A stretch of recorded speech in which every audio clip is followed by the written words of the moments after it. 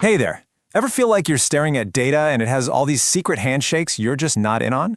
Well, today we're going to pull back the curtain on two of SQL's biggest secret weapons. Seriously, by the end of this, you'll be making massive spreadsheets tell you exactly what you need to know. All right, let's get into it. Okay, so picture this. You open up a file and bam, you're hit with this, a giant table with hundreds, maybe even thousands of rows. Here, we're looking at student lunch orders. I mean, the information is all there, but it's just a total mess, right? Trying to spot a pattern in this jungle of data? It's like looking for one specific grain of sand on an entire beach. It's just overwhelming. But what if our question is actually really simple? Out of all that noise, all we want to know is which grades really love pizza? See? We don't care about every single student right now or what sandwiches they ordered. We just want that one big picture answer. So how in the world do we get from that messy table to this simple answer? Well, we start with our first secret weapon. Now, I like to call this one the sorter. Its official name is group by, and its whole job is to bring some serious order to all that chaos. And to really get a feel for this, let's forget about data for a second. Let's talk about laundry. Yeah, laundry. Imagine all those lunch orders are just one giant, messy pile of clothes on your floor.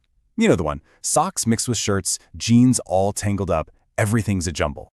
Group by is basically the command that walks in and says, all right, let's sort this mess out. It lets you pick a category and poof, it automatically creates these neat, separate piles for you. It is the ultimate organizer for your data. And this is pretty much exactly how it works. You start with that big, messy pile, right? All the lunch orders mixed together. Then we tell the system group by grade. And instantly, the database does all the hard work, creating 4 neat little stacks for us, one for 9th grade, one for 10th, and so on. It's really that simple. And you know what? Once we have those neat stacks, answering our question gets way easier. We can just look at each grade's pile and count up the pizza orders. So now we know exactly how many pizzas each grade ordered. We've literally gone from chaos to clarity. But we're not quite done yet. Okay, so our data is all sorted, which is great. But what if we only want to see the really important groups? For that, we need our second tool. Let's call this one the bouncer. Its real name? Having.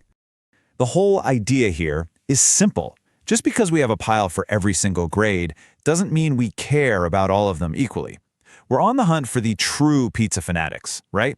The grades where pizza is a huge deal. We need a way to filter our groups.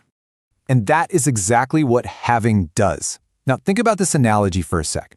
It's like a bouncer at some exclusive VIP club. The bouncer isn't checking every single person walking down the street, right? No way. They wait until people are already grouped up at the door, and then they decide which groups get in, based on a specific rule. Only the VIPs make the cut. And this is a super important point. Having is very different from another command you might have heard of called where. Think of where as like an inspector checking every single ticket before people even get into the line. It's checking individual items. But having, that's our bouncer. He shows up after everyone is already sorted into their groups and inspects the entire pile. So remember, where filters individual rows, having filters the whole group. So, for our little VIP pizza party, the bouncer has one simple rule. The sign on the door says, we are only interested in grades that ordered more than 50 pizzas. That's the condition. If a grades pile has 50 or fewer pizza orders, sorry, you're not getting in. All right, so we've got our sorter and we've got our bouncer. Now let's see what happens when this power duo teams up. So here's the entire playbook, from start to finish. We begin with all that messy raw data. First up, group by jumps in and acts as our sorter, putting everything into neat piles by grade. Then, the having clause, our bouncer, steps up to each pile and asks, hey, are there more than 50 pizza orders in here? And only the groups that get a yes actually make it to the final answer. And voila! Look at that! I mean, come on! From a spreadsheet with hundreds of messy rows, we get this simple, beautiful table with just 2. We now know without a doubt that the 10th and 12th graders are the real pizza lovers at this school. That right there is the magic of sorting and then filtering your groups. Okay, so now that you get the whole sorter and bouncer thing, you can probably see how this isn't just about school lunches, right? This exact logic applies to pretty much any data you can get your hands on. Just think about it. You could group stores by city to find which cities have more than 10 of them. Or how about this one? grouping customers by marketing channel to see which ones bring in the big spenders who drop over $100. You could group video games by genre, songs by artist. I mean, the possibilities are totally endless. So here's the big takeaway. You now have the keys to ask way smarter questions of your data. You can take any messy pile, organize it, and then zero in on only the groups that really matter.